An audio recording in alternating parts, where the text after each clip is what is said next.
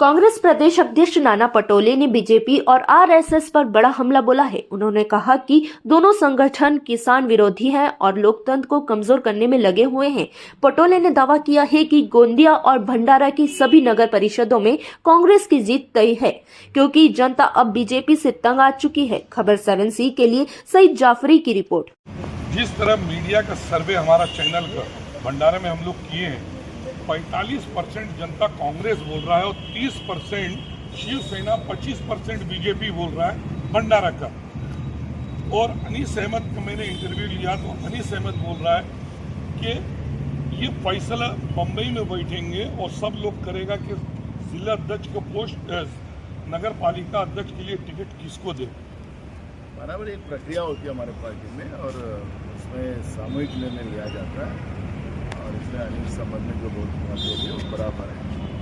और इसमें परिस्थिति ऐसी है कि जो सरकार है महायुति की, यह भ्रष्ट सरकार है, एक किसान विरोधी सरकार है, युवाओं के विरोध वाली सरकार है। इन लोगों ने महंगाई बहुत बड़े पैमाने में बढ़ाई है, लोगों में इनके बारे में गुस्सा है और लोग चाहते हैं कि कांग्रेस ही अब सत्ता में आए और उसी का आपको जो सर्वे आपका आया उसी लेवल पे आपको देखने मिला। लेकिन राहुल गांधी जो बिहार में जो जनता के बीच में आवाज उठाया, उसको लेके आपको ऐसा लगता है कि महाराष्ट्र में भी असर आएगा? बिल्कुल आएगा, क्योंकि लोकतांत्रिक व्यवस्था में जिस तरह से बीजेपी ने जो तानाशाह प्रवृत्ति लाई है और संवैधानिक विरोध में जिस तरह से उनका काम चल रहा है, आपने देखा होगा कि आरएसएस प्रमुख मोहन भागवत ये कहते हैं कि हमें हमारी संस्था रजिस्टर्ड नहीं है, तो रजिस्टर्ड करने की क्या जरूरत है, इस तरह से वो लोग कहते हैं। इसका मतलब है कि वो संविधान को नहीं मानते। जहाँ लोगों का पैसा आता है वहाँ पे चैरिटी कमिश्नर की तरफ से उसको रजिस्ट्रेशन किया जाता है और मोहन भागवत तो बोलता है कि हमें ज़रूरत नहीं है।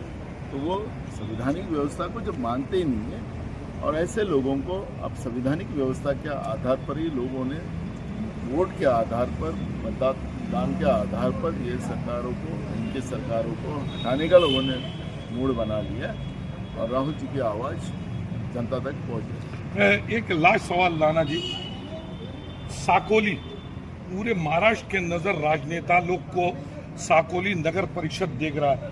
राजू जैन, सुनील पुंडे, परिने पुके, तीनों सूत्र बता रहे हैं कि तीनों यहीं पर बैठने वाले हैं नाना जी के नगर परिषद चुनाव को लेके। तो नाना जी क्या तैयारी किया है?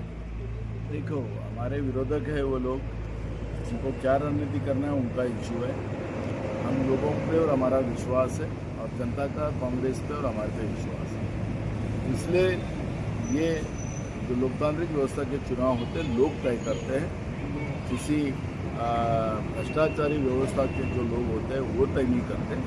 और इसलिए हमें वो आके बैठे क्या करें उससे हमारे को कोई फर्क नहीं। पूरा भंडारा चारों नगर परिषद में क्या आप जनता को? भंडारा गोंदिया दोनों जिले में कांग्रेस की ही लहर है और दोनों जिले में कांग्रेस के ही सभी नगर पालिका चुन गए। भंडारा में किसको आप?